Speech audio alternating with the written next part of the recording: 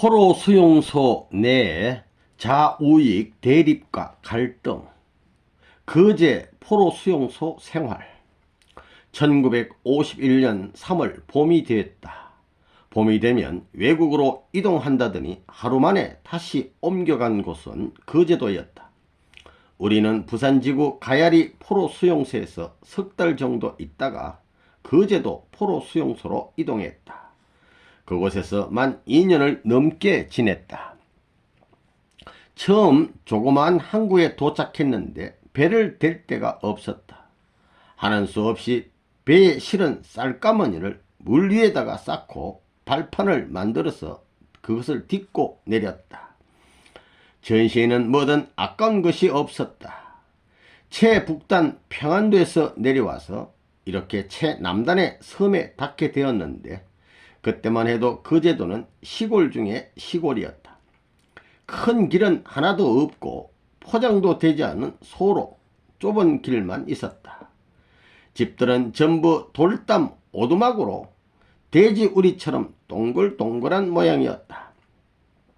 이런 봄인데도 밭에 파랗게 난 배추를 굶주린 포로들은 남김없이 뽑아먹었다. 배가 고프니까 막 포로들이 나무 받치고 뭐고 막 뽑아먹고, 전쟁이 뭔지 모르는 듯 엿장수가 가위를 치며 지나가니 포로들이 달려들어 엿을 빼앗아 먹어봤다. 무조건 먹고 보자는 식이니 배고픈 사람에게는 주인이 따로 없었어. 먹는 놈이 주인이. 무법천지. 거제도 포로 수용소는 1950년 11월 27일부터 유엔군에 의해 오늘의 거제시 고현동, 수양동, 장평동, 연초면, 남부면 일대에 총면적 12제곱킬로미터의 부지에 설치되어 1951년 2월부터 업무가 시작되었다. 12제곱킬로미터 부지니까 상당히 넓습니다. 우리가 들어간 뒤로도 포로들이 계속 들어와서 북한군 15만 명, 중공군 2만 명, 의용군 등 최대 17만 3천여 명의 포로가 수용됐다. 수용소는 단위구역과 수용동으로 구성됐는데 한 구역 안에 6천 명씩 수용했다. 여성 포로도 300여 명이 있었고 남쪽 사람들은 의용군이었다. 그 가운데 나처럼 포로 아닌 포로도 많았다. 뭐 진짜 군인도 아닌데 이거 어떻게 포로가 돼가지고. 어떻게 생각하면 억울한 세월이지만 하늘이 나를 살리기 위해 그렇게 가둬 놓으셨다고 생각한다. 돌이켜보면 화가 복이 된 것이 사실이다. 전화위복, 세용지마. 수용소에서는 밥을 죽지 않을 만큼 적게 줘서 항상 배가 고팠다. 밥 외에는 별다른 먹을 것이 없다 보니 먹어도 항상 부족하고 먹을 것에 신경을 많이 썼다.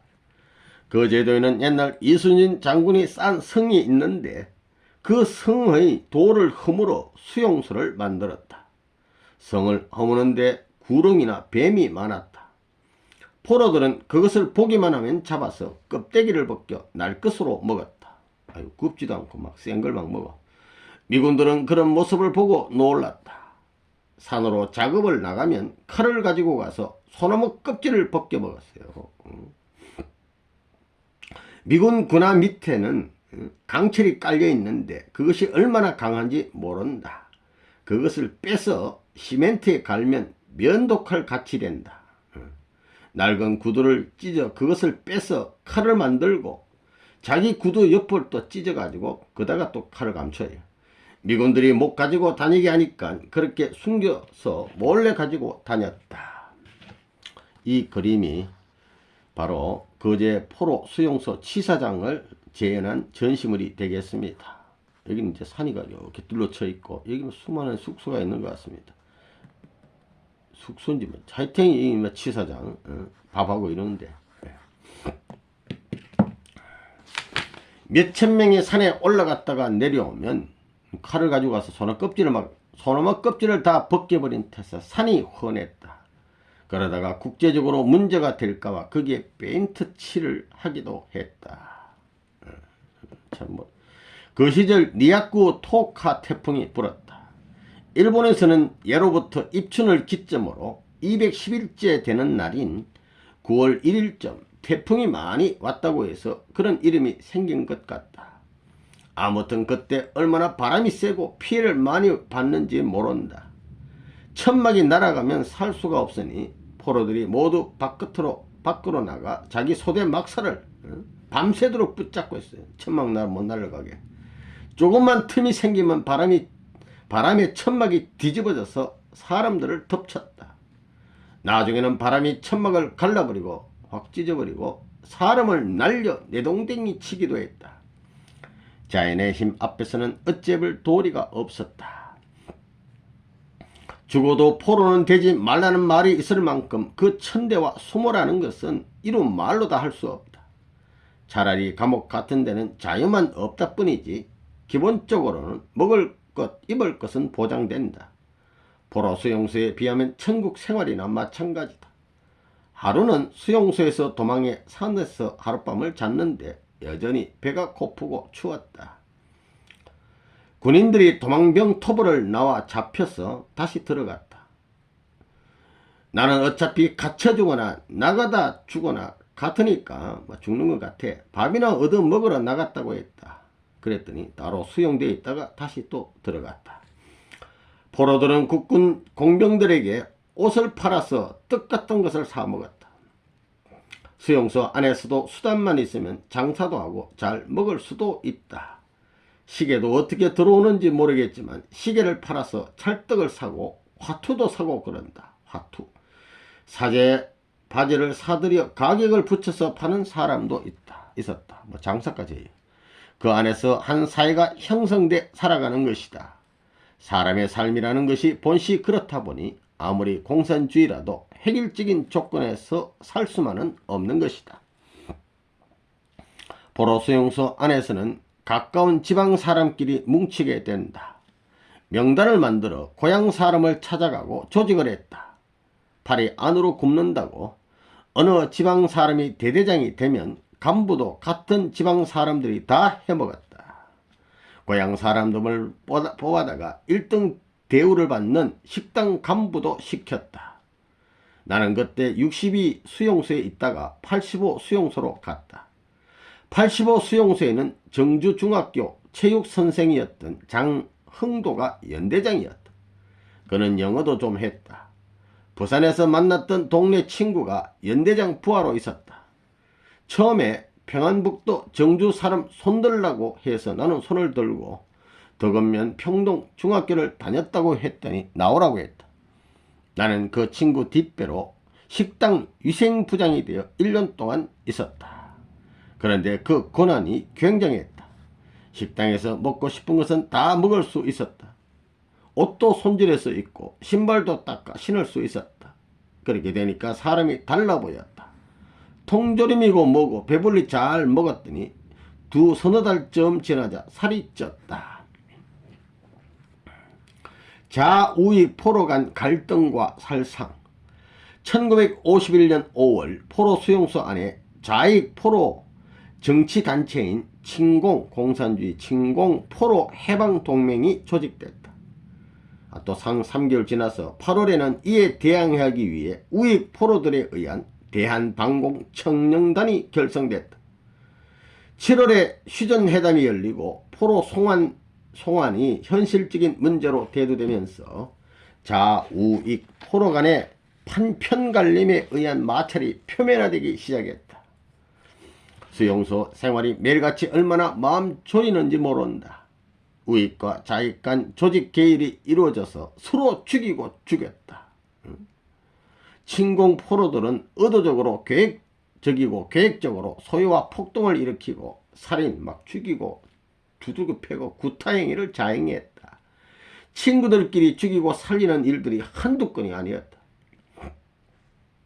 어느 날 밤에 잠을 자는데 장백산 줄기 이렇게 노래를 하면서 방망이를 내리치며 김일성 장군 노래를 부르는 소리에 깜짝 놀라 잠이 깼다. 밖에서 폭동이 일어나 큰일 났다 싶어 옷을 입는데 얼마나 떨리는지 잘 입어지지 않았다. 옷이 막 들들들 떠느라고 잘 못 입어. 나가보니 이쪽 저쪽 소대에서 광장으로 나와 인민재판을 했다. 인민재판. 나는 운이 좋게 일찍 도망 나온 바람에 그 자리를 피할 수 있었다. 한 사람이 채찍을 꽃갱이 자루에 감아가지고 책상 위에 놓고 재판을 진행했다. 어디서 그런 기록을 다 찾았는지 모르지만 고향이 어디고 과거에 아버지가 지주의 자식이었고 어떻고 하면서 쭉 낭독을 했다. 그러면 반동분자가 되어 처형을 당했다.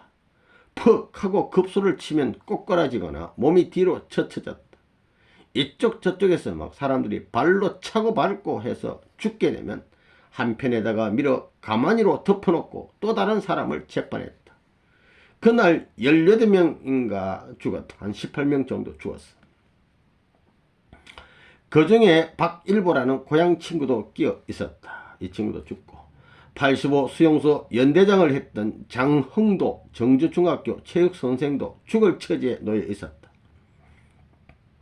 그런데 어떤 사람이 재판을 주관하던 사람을 깨구리처럼 메어박는 바람에, 재판하는 사람을 어디 완전 참 깨구리처럼 메어치는 바람에 자중이 모였던 사람이 동요하게 되었다.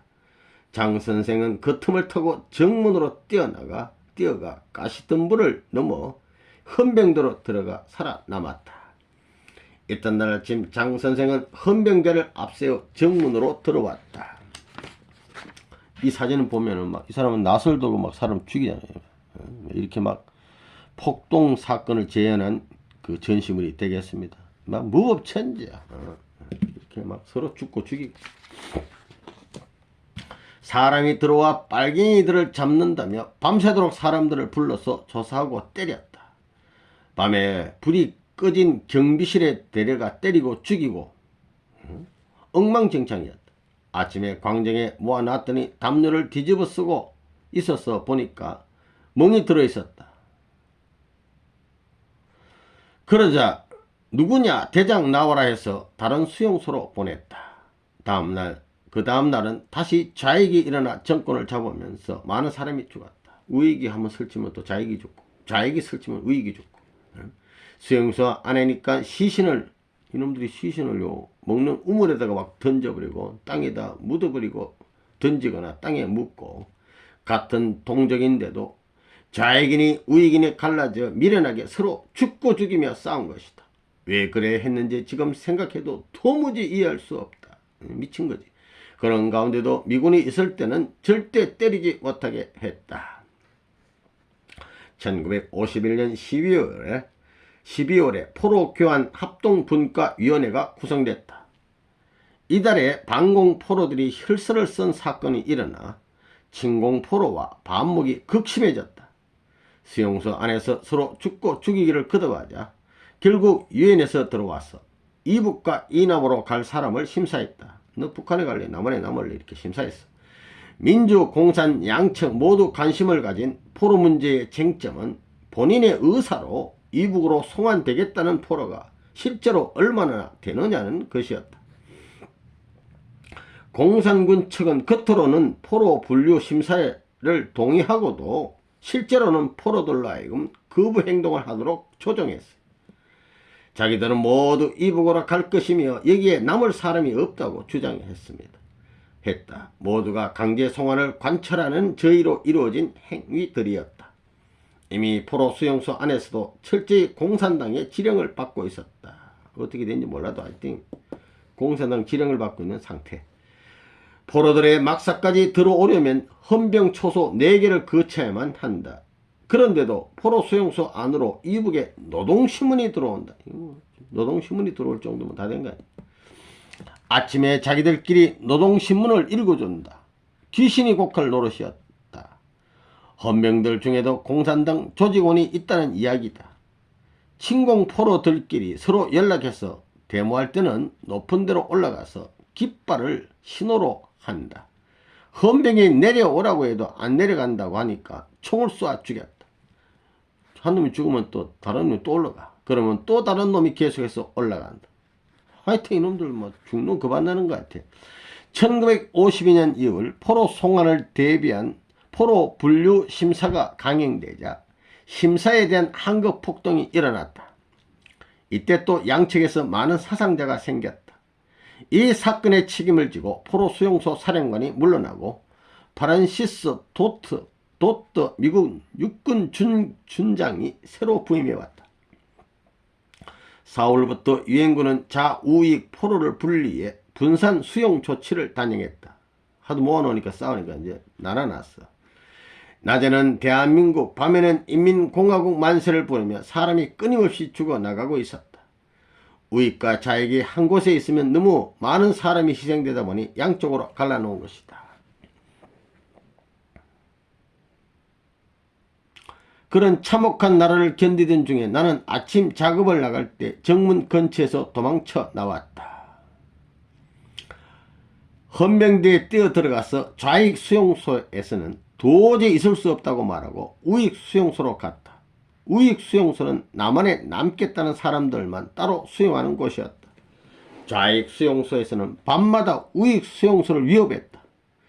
몇백 명이 돌을 던졌다. 작업복을 찢어 돌을 넣어서 던진 것은 한 대 맞으면 곧바로 죽어나갔다. 지붕 함석이 뻥뻥 뚫리는 것 같았다. 그래도 소용없자 그놈들이 땅으로 굴을 팠다. 좌익 수용소의 거리는 150m 정도였다. 다행히 중간에 발견되어 우리는 이동할 수 있었다. 우리는 경비도 필요 없고 소대도 필요 없고 수용소 안에서 자유롭게 살자고 했다. 그런데 우익 쪽에 좌익 분자들이 침투에 들어와서 또 사람을 죽였다. 갈라놨는데 갈라난 쪽으로 또 놈들이 들어와서 사람 죽이고, 아침에 일어나 보니 자는 사람을 찔러 죽였는데 누가 그랬는지 알 수가 없다. 너희들은 믿을 수 없다. 모든 것을 중단한다. 너희가 죽인 놈을 골라내라. 미군들은 이렇게 말하고는 하루 한 끼 주던 식사도 중단했다. 하루 한 끼밖에 안 주는데 그것도 안 줘. 3일 동안 부식이 안 들어와 몇천 명이 굶었다. 우리는 안에서 경비 조직을 해서 보초를 세우고 순찰을 했다. 누가 누구를 죽일지 모르는 상황이다 보니 긴장해서 잠을 제대로 잘 수가 없었다. 자다가 누가 기침만 해도 전부 깨고 그랬다. 어느 날 새벽 2시쯤에 비상 사이렌이 울렸다. 2, 3분 내로 소대별로 집합을 해서 인원 점검을 했다. 일체 움직이지 못하게 하고 막사를 수색하는데 누군가 세탁실에서 불도 켜지 않고 세탁을 하고 있었다. 그놈이 범인이었다. 피가 옷에 튀었는데 갈아입을 옷이 없어서 혼자 몰래 빨래를 하고 있었던 것이다. 이게 뭐야? 라고 묻자 범인은 지체 없이 자기가 죽였다고 실토했다. 그놈을 현병대에 데리다가 고문해서 자초지종을 조사했다. 죽은 사람은 목사의 아들이었다. 범인이 과형해서 그 목사를 죽였기 때문에 그의 아들이 자기를 죽일까봐 아들까지 죽였다는 것이다. 그는 할 이야기를 다 했는데 왜 사람을 이렇게 두들겨 패냐? 패지 마라라고 소리쳤다. 그러면서 마지막 할 말이 있다. 한마디만 하면 다 끝난다 하며 일어서더니 스탈린 대원수 만세, 김일성 원수 만세, 인민공화국 만세를 부르고 자기 이빨로 혀를 잘랐다. 독한 놈. 좌익 침공 포로들은 그처럼 지독했다. 안반도가 인민공화국이 되면 단순히 자기들이 잘 먹고 잘 살게 된다는 것만 생각하는 것이다. 배우지 못해 공산주의 사상에 단순하게 속아서 일어난 무지의 결과였다. 정말 비참한 민족의 현실이 아닐 수 없었다. 내가 체험한 바로는 공산주의 사상은 단순하고 무지한 국민을 거짓말로 현혹해 서로 상충케 서로 막 싸우게 충동하는 야비하고 더러운 사상이다. 새로 부임한 도토 준장은 포로들과 대화하는 방법으로 부드럽게 분위기를 풀어가려고 노력했다. 그런 와중에 5월 7일에 76구역 좌익 수용소에서 폭동을 일으켜 도토 준장을 포로로 붙잡았다. 아니, 관리 책임자인 준장이 포로가 잡혔어. 그날 도토 준장이 정문에 와서 연대장을 불러 심사를 해야겠다고 하니까 안 된다고 해서 옥신각신하고 있었다. 침공 포로들은 도토 준장을 납치하려고 준비를 해놓고 있었다. 가마니에 물을 적셔 가지고 철조망에 걸쳐 철조망 곁에 갖다 놨다가 그것을 철조망에 씌우고 뛰어 넘어갔다. 그것을 보고 호위병들이 다 도망을 가버리자 호위병들 이놈들 말이야 자기 상관을 지켜야지 도망갔어. 돛도 준장을 꽁꽁 묶고 가만히 위로 넘겨 수용소로 데리고 들어갔다. 진공 포로들은 요구 조건을 내세웠다. 우리는 모두 이북으로 돌아갈 사람들이다. 심사할래 안 할래? 부식을 더 줄래 안 줄래? 석방해 줄래 안 줄래? 돛도 준장이 수용소 안에 감금되자 쌕쌕이가 귀청이 찢어지도록 수용소 천막 위를 날아다녔다. 막 비행기가 막 쫙 막 왔다 갔다. 폭격에서 다 죽였다. 이건 엄포지. 5월 9일 폭동 제압을 위해 수용소 인근 주민 1천여 가구를 소개 조치했다. 좀 이렇게 이동하라게 조치하고 돛도 준장은 납치 감금 3일 만인 10일에 석방됐다. 국군 현병대는 탱크를 몰고 들어와서 포신을 천막에 걸고 진압했다. 텐트가 앞서고 막 군인들이 총 들고 들어가고 이래가지고 제압했어. 이날 수십 명이 죽고 100명이 넘게 부상자가 나왔다. 전 세계에서 이 사건을 대서특필에 보도했다. 생사의 고비를 넘고 넘어. 이 그림은 상사리 그림입니다.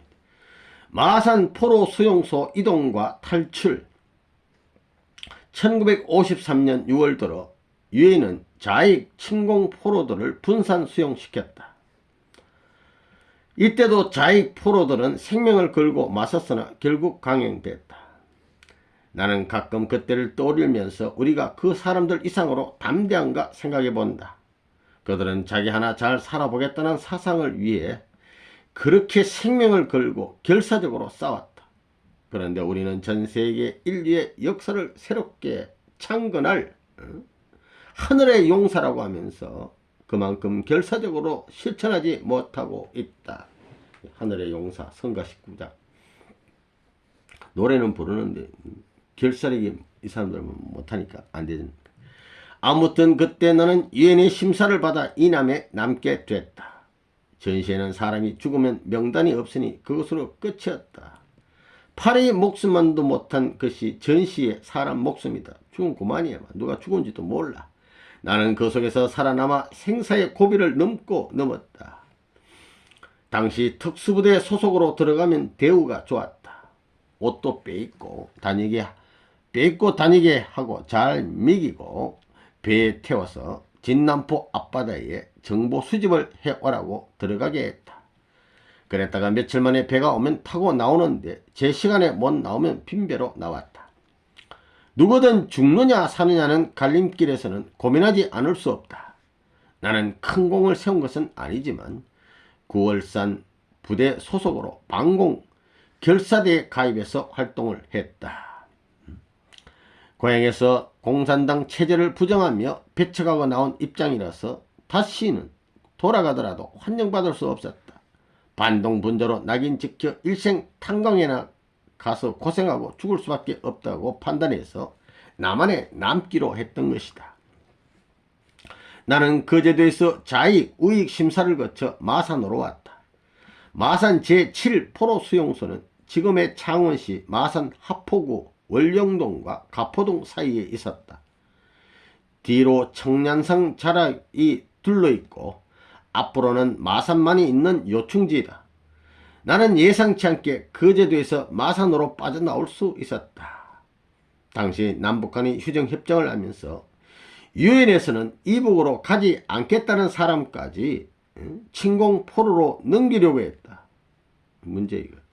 미국 대통령 트루만이 트루만 사람이 모든 포로를 이북으로 송환시키려고 하자 이승만 대통령은 자우익을 분리해 석방하려 했다. 이승만 대통령이 북한에 안 간다는 사람 안 보낸다 이거야. 이렇게 석방하려고 했습니다.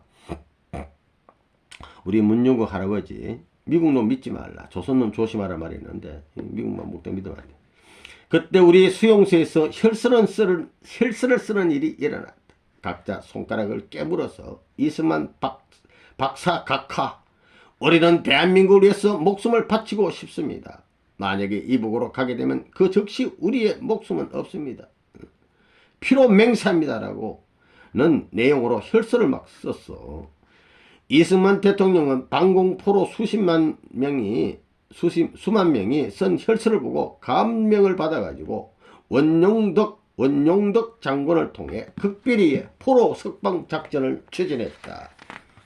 이미 3개월 전인 1953년 3월 국군 헌병총사령부를 국방부 내에 설치하고 원용덕 육군소장을 중장에 진급시켜가지고 총사령관에 임명했다. 작업을 딱 해나왔단 말이야. 그리고 휴전협정에서 포로 문제가 타결된 6월 8일 경무대에서 원 장군에게 친필 명령서를 하달했던 것이다. 석방작전은 6월 18일 0시에 개시됐다. 이때 부산 가야 그리고 마산, 대구, 영천, 논산, 광주, 부평 등 유엔군 관할 포로 수용소 총 수용 인원 35,000여 명 중 유엔군이 관할하는 포용소 한 35,000여 명이 있었는데 27,000 몇 명이 여명이 탈출할 수 있었어요. 뭐 다 탈출해야 좋은데 어떻게 좀 못한 사람도 있었는가 봅니다. 이 과정에서 사상자도 발생했고 탈출한 뒤 체포된 포로도 상당수 있었다. 원 장군은 즉시 서울중앙방송국에서 KBS 전신 이에 대한 담화문을 발표했다. 이 작전은 국군 수뇌부에도 기밀을 유지하며 철저한 보안 속에 전격적으로 치러졌고 국제적으로 공산민주 양대 진영에 엄청난 충격을 던졌다. 이승만 전 대통령이 공적과 실적이 과실도 있지만 이건 잘했다고 봅니다. 잘한 거예요. 우익 포로들은 석방해야 돼. 전날 밤 마산 수용소 밖에는 사중 철조망에 경비대 군인들이 보초를 서고 있었다. 헌병 3명이 조용히 들어와서 전부 일어나라고 하는데 내일 석방되니까 모든 준비를 하고 있으라고 했다. 석방 딱 되면 빨리 튀라 이거야. 이렇게 한번 알려주잖아. 혹시 이북의 지령을 받고 온 것은 아닌가? 빨치산은 아닌가? 뭐 가짜가 아닌가? 누구도 믿지 못하고 반신반의했다는 거야. 그런데 절단기를 가지고 와서 보이면서 철조망을 끌어 놓을 테니까 사이렌이 울리면 그 신호로 알고 모두 나가라고 했다. 이승만 대통령의 지시에 의해 진행되는 일로 모든 준비가 다 있으니 나가라는 것이다. 일단 우리는 준비했다. 말 듣고 일단 준비했어. 육색의 옷을 담고 신발도 딱 챙기고, 육색이라는 것은 등가방 등에다가 군용 배낭 이거 말합니다. 등에 딱 짊어지고 튀어야 되니까. 얼마 있어 다음날 새벽 1시쯤 밤 10시 지나서 새벽 1시쯤 되니까 불이 딱 꺼져. 암흑천지가 된 가운데 사이렌이 울렸단 말이야. 이거 도망가라 했듯이. 국군은 사전에 전력회사에 단전 조치를 해놓고 이미 수용소 철조망을 다 끊어놓고 있었다. 이제 곧 탈출해야 했다. 그런데 3년 동안 가시 철조망에 갇혀 지내다가 갑자기 풀어놓으니까 겁도 나고 훈련도 안 돼 있어가지고 발이 막 떨어지질 않아. 국군은 미군들이 나올까봐 초소 망대 위에서 엄호 사격을 막 해줘요. 유엔군에 향해서. 하늘이 온통 새빨개했다. 총탄이 날아다니고 우리는 그 절단된 철조망 밑을 통과해 뛰어나왔다. 통계 자료에 따르면 이날 마산 제7포로 수용소에서는 총 수용 인원 3,825명 중 탈출한 포로가 2,936명이었다. 거의 뭐 한 800명 정도 남겨놓고 한 3,000명 나왔어. 탈출 후 체포된 포로는 144명, 사망 3명, 부상 11명이었다. 뭐 기회를 주면 탈출을 해야지 못한 사람은 또 부잡해 가는 거야. 나는 거제도에서 2분의 봄을 난 뒤 이날 마산에서 극적으로 탈출 대열에 합류해 빠져나올 수 있었다. 그 험한 가시 철조망 속 질곡의 삶에서 풀려나게 되리라고는 전혀 예상하지 못했다. 당시 마산의 국군과 경찰, 시민과 학생들의 헌신적인 협조가 주요해 탈출이 가능했다.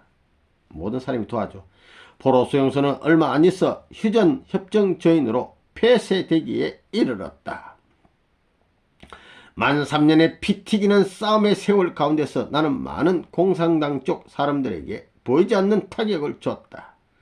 돌이켜보면 내 삶의 배후에는 참 아버님의 천운이 항상 따라다닌 것 같았다. 진짜로. 그런 와중에 나는 차상순 목사가 고향집에 찾아와 참 아버님을 하나님의 아들이라고 증거한 장면을 항상 염두에 두며 마음속으로 기도를 많이 했다. 그래서 그랬는지 꿈에 참 아버님이 여러 번 보였다. 지금에 와서 돌이켜보면 그 기도가 나 자신에게 많은 위안을 주었다. 또한 죽음의 고비마다 하늘이 나를 지켜주시는 동정의 조건이 되었다고 생각한다. 나라에서 무슨 직책을 줘서 나가 싸운 것도 아니지만 그때는 모두가 투사였다. 그래서 억울하게 죽은 사람이 많았다. 인민군에 포위돼 자살을 한 사람도 있고 수류탄에 자폭한 사람도 있고 우리는 지나간 역사의 뼈아픈 교훈을 후대에 제대로 교육해서 좀 알려줘야 돼. 우리 민족 사상을 바로 세우고 동족끼리 서로 도우면서 하나가 되도록 해야 한다. 같은 형제, 같은 친구, 같은 민족끼리 죽이고 살리는 것은 있을 수 없는 일이다. 갈등과 투쟁과 살상을 이야기하는 막 일으키는 그런 사상은 허망한 속임수에 불과한 것이다. 그것은 단지 무지하고 무식해서 속임수의 논리에 맹종한 결과일 뿐이다. 평화 시대를 사는 오늘의 사람들은 그런 모순과 왜곡의 시대 참상을 경험하지 못하다 보니 그것을 실감하지 못한다. 우리 한국 사람들이 강대국의 틈바구니에서 그들의 이권 싸움에 꼭두각시가 되어 놀아나며 우리끼리 총칼을 겨누어 싸우고 죽이고 한 것을 생각하면 원통한 마음을 가눌 길이 없다. 어제까지 함께 지내던 이웃을 하루아침에 원수로 삼아 우물에 거꾸로 쳐박아 죽이고 몽둥이로 때려 죽이면서 새로운 세상이 온다고 설치고 다녔다. 앞뒤가 안 맞잖아요. 미친놈들. 사상이라는 것이 대체 무엇이기에 사람의 탈을 쓰고 그렇게 잔인해질 수 있는지 모르겠다. 밤에 어린아이들과 여자들까지 데려다가 잡아 죽이고 산중에 버리고 하는 일이 세상에 어디 있을 수 있는가. 일제강점기에 그토록 악랄한 일본 사람들이라도 씨까지 말리는 정도로 야비하진 않았다. 오죽했으면 이런 말을 하겠어요. 그런데 북한 공산당은 같은 민족끼리 그보다 더 극악한 행동을 자행하도록 충동하고 사주했다. 일본은 일제는 비슷하긴 비슷하지만 둘 다 악한 사탄의 역사. 아무리 생각해도 용서가 안 되는 망동이었다. 누나가 정주군 관주면 관삽동 유효원 협회장의 고향 동네 부잣집으로 시집갔는데 밤에 자다가 식구가 몽땅 다 없어져 버렸다고 한다. 북한은 온전한 정부라고 할 수 없다. 어른이 죄를 지었으면 그 사람만 벌받으면 되지.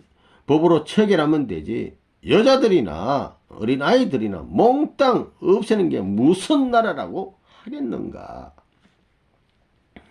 마산에서 함안, 진양을 거쳐 부산으로 1953년 6월 18일 포로 수용소 탈출한 나는 뒤쪽으로 산을 넘어가려고 했으나 도무지 발이 떨어지지 않았다. 간신히 몇백 미터쯤 뛰어나가서 산으로 올라갔다. 덥고 숨이 막혀서 6월달이니까 도저히 힘을 낼 수가 없다. 유엔군이 막 뒤에서 얼마나 총을 쏘았는지 솔가지가 총에 맞아 떨어져 나가고 있어. 나무에 총이 나무가 부러지고 짊어졌던 육색도 다 버리고 얼마나 힘들면 바지만 입은 채 웃도리도 막 더우니까 벗어놓고 막 벗고는 막 산을 넘었다. 왜 그렇게 힘이 드는지 걷지를 못해. 막 기어가다 기어서도 가지 못해 굴러다니다시피 막 어떻게든 산을 넘어야 되니까 굴러다시피 해서 가까스로 고개를 넘고 나니 이제 살았구나 싶었다. 그 산을 넘으면서 그간 생사의 고비를 넘나들었던 포로 수용소 생활이 완전히 끝나는 것이 비로소 실감났다. 그 뒤로도 한동안은 함부로 돌아다니지 못했다. 거기에서 40리, 50리를 더 걷고 걸어 함안으로 갔다. 이제는 안전지대였다. 밤새 걷고 났더니 배가 고팠다. 아침이 밝고하자 동네 밥 짓는 연기가 났다. 젊은이들은 다 군대 가버리고 동네에는 젊은이가 없었다. 각자 헤어져서 밥을 얻어 먹으러 갔다. 나는 어느 조그마한 집으로 찾아 들어가서 아침밥을 좀 달라고 부탁했다. 아주머니가 나를 보자 깜짝 놀라더니 함께 이제 탈출했던 동료들이 흩어져가지고 이제 동네 밥 얻어 먹으러 들어갔어. 보리밥에 감자를 넣어 한 그릇 비벼줬다. 감지덕지하며 잘 먹고 나니 아주머니가 나에게 어떤 사람이냐고 물었다. 포로 수용에서 나왔다고 대답했다. 아주머니는 가지 말고 우리 집에 같이 있으면서 일을 좀 해주면 어떻겠냐라고 말했다. 그러고 있는데 조금 있으니까 미군 정찰기가 뺑뺑 돌았다. 이 포로들이 어디로 도망했나 하고 살펴본 것 같아요. 나는 마당 큰 나무 밑에서 신발을 벗고 발을 씻었다. 그런데 군용 트럭 3대가 마을로 들어오더니 미군들이 내리면서 총을 쏘아댔다. 이놈들은 무슨 놈들이? 우리를 잡으러 온 것이다. 갑자기 어디로 숨을 데가 없어서 일단 그 집 안으로 뛰어들어갔다. 총소리에 놀란 아주머니는 들어오지 말라고 방방 떴다. 나는 부엌문으로 들어가 집 뒤로 나갔다. 거기도 숨을 데가 없어서 돌담을 넘어서 보리밭 넘어갔더니 보리밭이 있어요. 마침 보리를 베다 만 대가 있어서 거기에 들어가 엎드렸다. 최규삼이라는 사람도 따라와서 엎드렸다. 비가 온 밤인데 햇빛이 나니까 뜨거웠다. 논바닥에서는 습기가 올라오고 개미가 막 물고 말이 아니었다. 저녁이 되어 컴컴해지면서 주위가 조용해졌다. 머리를 들어봤더니 한 여자가 걸어가고 있었다. 지금 상황이 어떠냐고 묻자 미군들이 다 갔으니까 나오라고 했다. 그래서 논에서 나와서 마을로 들어갔다. 4사람이 총에 맞아 죽어 가만히로 덮어놓고 있었다. 어디로 숨든지 아니면 그냥 잡히든지 했으면 죽지는 않았을 것인데 도망을 가다가 총에 맞은 것이다. 잠시 후에 경찰들이 도착해서는 미처 연락을 못해 이렇게 되었다면서 죄송하다고 말했다. 동네에서는 우리를 위해 돼지를 잡고 저녁밥을 해줬다. 식사를 하고 났더니 군복을 벗게 하고 배로 만든 반바지와 잠방이를 입혀주고 고무신도 신겨줬다.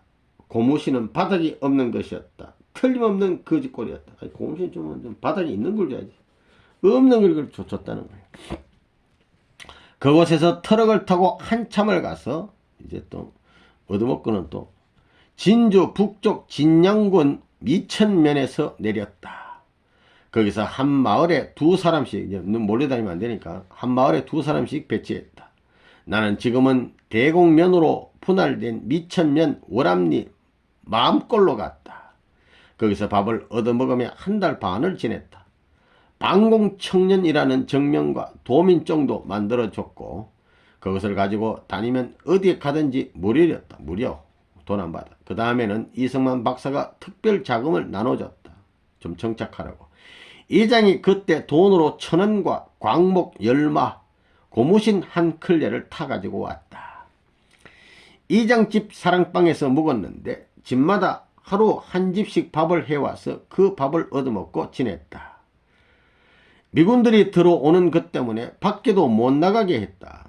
밖에 나가다 보면 좀 잡히니까. 그렇게 단벌로 1달을 지내다 보니 몰골이 말이 아니었다. 1달 동안 한 가지 옷만 입고 있으니까 밤이고 낮이고. 밤에 우물에 나가 목욕하고 비누가 없으니 옷도 맹물에 빨아서 아침에 마르지도 않은 거 꽉 짜가지고 그냥 마르지도 않은 채로 입고 지냈다. 입고 말리는 거야. 그러던 어느 날 아침을 먹고 있었는데 보따리 장사를 하는 아주머니 한 분이 들어왔다. 보따리 장수하는 아주머니. 그리고 나를 보더니 어디에서 왔느냐 묻길래 고향이 어디라고 대답했더니 이분이 보따리를 내려놓고 나를 붙잡고 울었다. 자초지종을 들어보니 문시성을 가진 우리 고향분인데 피난하러 나와서 보따리 장사를 하고 있었다. 이장이 아주머니에게 고향 동생이 피난 나와 있다고 말해서 진짜 동생인 줄 알았던 모양이다. 좀 착각을 한 것 같아요. 뭐 같은 고향 땅이 비슷하니까 뭐 고향 동생이 와 있다 이렇게 연결해 본 모양인데 그 아주머니는 나를 보고 자기 집으로 가자고 했다. 진주의 변두리에 산다고 해서 따라가 봤더니 망고개라는 곳에 조그마한 오두막집에 살고 있었다. 성이 윤씨인 신랑은 공군 대령에 있다가 부상을 당해서 상위 군인으로 예편에 있었는데 서북 천령단 부단장을 지냈다고 했다. 아직 아이는 없었다. 조금 있으니까 신랑이 들어왔다. 아주머니가 이 사람이 처남이라고 소개해서 내가 인사하니까 반갑게 맞아줬다. 내 옷차림을 보고 나서 위아래 속옷과, 그러니까 는닝과 팬티, 나팔바지, 운동화까지 사와서 갈아입혀 줬다. 그리고 쇠고기도 한 근 사서 떡국을 끓여줬다. 그러면서 여기 있으면 취직도 시켜줄 테니까 다른 곳으로 가지 말고 함께 있자고 했다. 그 말이 어찌나 고마웠는지 모른다. 나는 매부하고 그 사람은 처남 하며 지냈다. 그때 내가 23살이었고 그 아주머니가 40살가량 되었다. 그 집에서 사나흘 지내고 있었다. 내가 잘 지낸다는 소문이 퍼지자 흩어졌던 친구들이, 석방된 친구들이 이 동네 저 동네에서 자꾸 찾아왔다. 다들 누님이 해주는 밥을 먹고 돌아가지 않으려고 했다. 나는 입장이 난처해져서 그 집을 나왔다. 가지 말라고 말렸는데도 미안해서 더는 있을 수가 없었다. 하는 수 없이 이장집으로 다시 돌아와 사흘을 지냈다. 있던 대로 딱 오니까 이장집에서는 내가 아주 간 줄로 알았다가 다시 돌아오자 분위기가 싸늘하고 안 좋아하는 눈치였다. 맨날 밥에 먹이려니까 힘들잖아. 한 3일쯤 있다가 그때 마침 친구가 찾아와서는 면석이를 하는 문씨가, 문씨라는 사람이 면석이 하는 모양인데, 하는 문씨가 옆에 살고 있다면서 그 사랑방에 머슴이 둘이 있는데 거기 끼워 자자는 것이었다. 그날 저녁에 그 집으로 갔다. 당장 옮겼어. 그런데 자기들은 보리밥이라도 더운 밥을 먹는데 우리 둘에게는, 그 친구하고 갔더니 식은 밥을 줘요. 차가운 걸. 그 밥을 받고 나니 눈물이 나서 숟갈을 들 수가 없었다. 그래서 그날 밤, 밥 먹고는 혼자 부산으로 내려갔다. 그 친구는 그 어디 살아라 해놓고 돈은 없었지만 방공청년 정명을 가지고 공짜 버스를 타고 내려갔다. 다시 또 부산으로 간 거예요. 다시 만난 삼형제. 인천 문갑도에서 삼형제 상봉. 나는 진양을 떠나 부산 초량역에 도착했다. 초량역. 그때가 1953년 7월 하순쯤이었다. 부산에 내려왔더니 나와 같은 처지에 놓인 사람이 많았다. 초량동 국제시장에 가보니까 포로 수용소에서 나온 젊은이도 많이 있었다. 밥을 얻어먹을 때가 마땅치 않아 배가 고픈데 잠잘 때도 없어. 저녁 하늘만 쳐다보며 눈물을 흘렸다. 하는 수 없이 역대합실로 들어갔는데 사람이 하나도 없었다. 왜 그런가 하면서 의자가 있길래 얼마나 좋아요. 의자에 딱 자면 좋잖아. 의자에 들어 누웠는데 뭐가 뜨끔뜨끔 물어서 일어나 보니 의자에 빈대가 줄을 서서 깔려 있었다. 의자에 잘 수도 없어. 그래서 마당에 나와 자면서 땅바닥에 자는 거야. 사나흘을 보냈다. 가만히라도 있으면 깔고 자면 좋은데 그런 것도 없었다. 누가 가만히를 깔고 자다가 밤에 화장실이라도 가면 그 가만히는 곧바로 딴 사람 것이 되어버렸다. 그러다 보니 어디 가더라도 가만히를 꼭 들고 다녔다. 사나흘을 그렇게 잠을 자는데 도저히 안 되겠다 싶었다. 나를 도와줄 사람도 없으니 어차피 스스로 살아가야 했다. 그래서 부두 노동을 하러 갔지만 그런 노동이라도 배경이 있어야 하지. 아무나 막 써준 게 아니야. 아무나 하는 것이 아니었다. 일단 피란민 도민회를 찾아갔다. 그건 좀 도움이 될까 해서 거기에 명부가 있었다. 명부에는 자기 이름을 기입하게 되어 있기 때문에 명부를 들춰보면 어느 누가 내려왔다는 것을 바로 알 수 있다.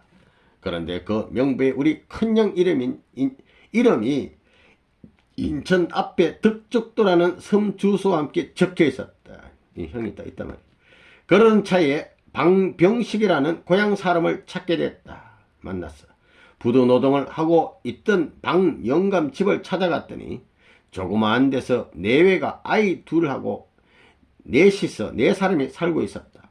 나를 보더니 얼마나 반가웠는지 몰랐다. 없는 살림에 소고기를 사다 국을 끓여주며 위로해줬다. 그 사람은 나를 보고 부도 노동을 하면서 같이 살자고 했다. 우리 형이 덕적도에 있는데 자기가 거기에 있다가 부산으로 내려왔다고 했다. 그 사람의 따뜻한 배려와 권유에도 불구하고 나는 형에게 가야겠다며 그날 밤에 기차를 타고 서울로 왔다. 여전히 돈 한 푼 없이 방공청년 정명을 내보이고 무료로 타고 밤새 올라온 것이다. 이 삼국지가 생각나요. 간우가 형제들 찾아가듯이 올라갔다 이 말이야. 그때는 한강을 건너려면 정명이 있어야만 했다. 이 정명서가 있어야 한강을 넘어간답니다. 일단 영통포에 내려서 인천으로 내려갔다. 그래서 인천에 가서 또 그걸 찾아가야 되니까 인천에 도착하자마자 부두 근처에 파출소로 들어가 정명을 보이면서 덕적이라는 섬에 형이 산다고 해서 찾으러 왔다고 했다. 순경의 안내로 부두로 나간 나는 덕적으로 가는 배가 있냐고 물었다. 문갑에서 온 배가 하나 있었는데 아주 조그만 배였다. 그래서 내가 거기에 이러한 사람이 있냐고 묻는데 그 다음 읽기 전에 이 그림이 뭐냐면요. 문용선, 문용기, 문형년 3형제 분이 부인들하고 제일 큰형 부인, 둘째 형 부인, 또 문장로님 부인 되겠습니다. 이렇게 나란히 삼형제가 이렇게 찍는 사진이 보통 많이 없는데 아주 귀한 사진 되겠습니다. 그러니까 인천 영통구에서 덕적도로 가가지고 이 문갑대로 이렇게 또 들어가야 되는 상황이었습니다. 사모님들도 다 미인이시고 또 삼형제가 만나가지고 다 이렇게 멋지게 사진을 찍어놨네요. 그런 사람이 있다는 것이다. 연락선은 아침에 떠났다고 해서 어찌 배가 없는데 파출소에서 나에게 여인숙을 정해줬다. 그래서 이틀 만에 연락선을 타고 덕적으로 갔다. 형은 덕정면 문갑이라는 섬에 있었다. 가까운 섬인 줄 알았더니 덕적에서도 1시간을 더 가야 했다. 주민들은 면에서 운영하는 작은 배를 타고 왔다 갔다 하고 있었다. 덕적 파출소로 찾아갔더니 숙소를 안내해줬다. 하룻밤을 거기서 묵고 다음날 면사무소를 찾아 사정 얘기를 했다. 면장이 면에서 운영하는 배를 내주어 아침에 배를 타고 문갑으로 건너갔다. 이거 한번 또 연락을 해줬겠죠. 문갑에 배를 대고 내리려는데 동네 사람들이 모두 나와서 누가 오냐 하고 보고 있었다. 뱃머리에서 보니까 우리 형 2분도 나와 있었다. 나는 배가 닿자마자 뛰어내렸다. 형님 하고 부르자 두 형이 너가 대체 누구냐 하며 깜짝 놀랐다. 우유곡절 끝에 그렇게 만난 우리 형제는 모래사장에서 서로 부둥켜 안고 통곡해서 막 울고 막 지켜보고 있던 온 동네 사람도 울었다. 용선형은 남주철이라는 사장을 도와 독공장 여러가지 하여튼 여러가지 독이라고 있습니다. 그릇 같은 거 막 이런 거 담는 큰 그릇 같은 거 독공장 책임을 지고 용기형과 함께 일하고 있었다. 남 사장은 우리와 같은 피난민인데 참 좋은 사람이었다. 이렇게 삼형제가 만났으니 얼마나 좋으랴. 우리 공장에 경사가 났다라고 하면서 송아지를 한 마리 잡아 잔치를 해줬다. 이 사람도 참 통 큰 사람. 남 사장도 아무것도 없이 한경도에서 피란을 내려와서 독공장으로 돈을 긁어 모아 부천군에서 세금을 제일 많이 내는 부자가 되었다. 거기가 지금은 옹진군이지만 그때는 부천군이었다. 그는 문갑에 있는 군부대가 없어지면서 그곳에 있던 휘발유를 몰래 바닷가 땅에 묻어뒀다가 비싼값에 팔아 부자가 됐다는 소문이 나 있었다. 머리가 얼마나 좋은지 문갑에서 남주철 종이 화폐를 만들었는데 면에서 통할 정도만큼 인정을 받고 있었다. 머리가 좀 잘 돌아간 사람. 배도 3척이나 되고 공장 기술자가 10명 됐다. 80여 가구 피난민 동네가 그 밑에 살았다. 남 사장은 내게 재산을 관리하며 소비조합을 맡아달라고 했다. 나는 3년 동안 형들과 함께 독공장에 일하면서 그 집 재산을 관리했다. 소비자 조합에서는 육지에서 들어오는 쌀과 반찬거리를 사람들에게 배급해 주고 팔기도 했다. 전쟁통에 사람들이 피난하러 가느라 그릇도 깨지고 살림도 남은 것이 없어서 희전되고 난 뒤라 독이 아주 귀했기에 만들어 놓으면 불티나게 팔렸다. 아이, 잘 팔려. 아내 황룡여와의 혼인. 내게는 고향에서 18살에 약혼한 사람이 있었다. 성씨 집안으로, 성은 성씨인데 우리 집에서 4km 정도 떨어진 곳에 살고 있었다. 이듬해 가을에 결혼하기로 약속했는데 6.25 전쟁이 일어나 혼자만 남쪽으로 내려온 바람에 인연을 맺지 못했다. 북한에 가서 고향을 방문했을 때 그 약혼녀가 우리 집에 와서 3년을 기다렸다는 소리를 들었다. 나는 약혼녀에게 손분 한번 잡아준 적이 없었다. 이게 이루어지지 않았어요. 여기에서 좋은 사람 만나서 축복 잘 살면 좋겠죠. 문갑에 오면서 다시 결혼 이야기가 나왔다. 독공장 남사장은 나를 조카 사이로 삼고 싶어 했다. 조카들이 나보다 대여섯 살 아래였다. 그런데 공장 근로자와 눈이 맞아 결혼하는 바람에 남사장이 많이 아쉬워했다. 독공장에서 일하는 동안 지금의 아내 황용녀를 만났다. 황해도 옹진 사람이다. 장인 어른의 성함은 황재원이며 일제강점기에 부산과 신의주를 오가는 기차의 기관사를 했다고 한다. 그런데 6.25 전쟁 때 반동 분자로 몰릴 것을 대비해 딸 하나만 데리고, 딸 데리고 온 딸이 이분이요. 데리고 남한에서 문갑까지 흘러온 것이다. 장인 어른은 독공장에서 일하고 딸은 집에서 살림하고 있었다. 독공장의 근로자들은 거의 대부분이 피난민이어서 공장 옆에 있는 일자로 된 사택에서 지냈다. 장인 즉 집사람과 집사람은 우리 옆방에 살고 있어요. 처녀 총각이 옆방에 살고 있어. 젊은 사람들이 가까이서 지내니까 마을 사람들은 형들에게 두 집안이 사돈을 맺어보라고 놀리기도 했다. 오랫동안 그런 말이 돌아서 하루는 내가 집사람을 불러 앉혀놓고 어떻게 할 것인지 물었다. 집사람은 급하지 않으니까 서두를 필요는 없겠다고 말했다. 싫으면 싫다고 그랬는데 급하지 않으니까 서두를 필요 없다면 하겠단 말이야. 나는 전혀 생각이 없는 것이 아니라고 판단해서 결혼했다. 혼례날 공장에서는 돼지도 잡아줬다. 우리는 문갑에서 1956년도에 큰아들 성규를 낳았다.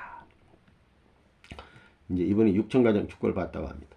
문갑에 있을 때 동네 한 부인이 출산할 무렵 귀신이 들려 앓다가 숨을 거둔 일이 있었다. 무슨 병인지 알 수가 없었는데 까닭없이 몸이 비틀어지고 그러다가 산모와 아기가 함께 죽었다. 이거 안 됐어. 그때 마침 집사람도 해산딸이 돼서 모두 그 집에는 가지 말라고 했는데 어제 그 집에 한번 가보면이지.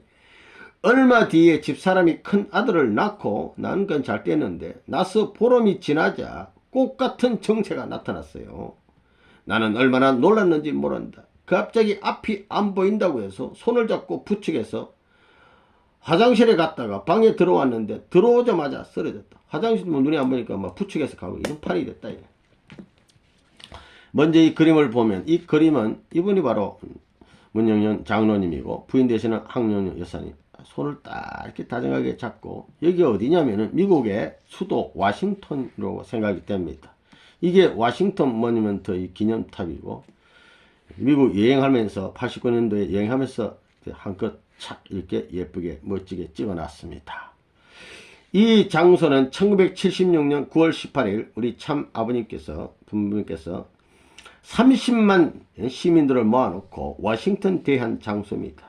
하나님의 뜻과 세계라는 제목으로 아버님이 그렇게 말씀을 했던 귀한 장. 이 동네 천지의 사람들 막 다 모아놓고 말씀했던 장소 안 되겠습니까? 문갑은 병원이나 의사도 없는 곳이었다. 아까 그 사모님이 좀 눈이 안 보여요. 쓰러졌어. 배를 타고 2시간은 건너가야 약국이나 병원이 있는데 어찌해야 할지 당혹스럽고 난감하지 그지없었다. 앞서 세상을 떠난 그 아주머니는 누가 주사약을 사러 나간 사이에 숨을 거뒀어요. 사람이 급한데 사러 갔다가 시간 걸려 죽었어. 그래서 때마침 그때 쓰지 못한 주사 약이 남아있었다. 게다가 공장에는 군대에 가지 않으려고 와서 일하는 서울대 학생이 있었어. 그 사람이 집사람에게 주사를 놨다.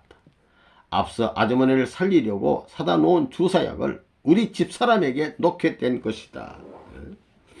나는 고향에서부터 불교적 성향을 지니고 유교도 믿고 이렇게 했는데 교회도 잘 나가지 않았다. 단 하나 차상순 목사가 평양에서 우리 고향집에 찾아와 참 아버님을 전간 사실만은 은연중 마음 깊이 두고 살아왔다.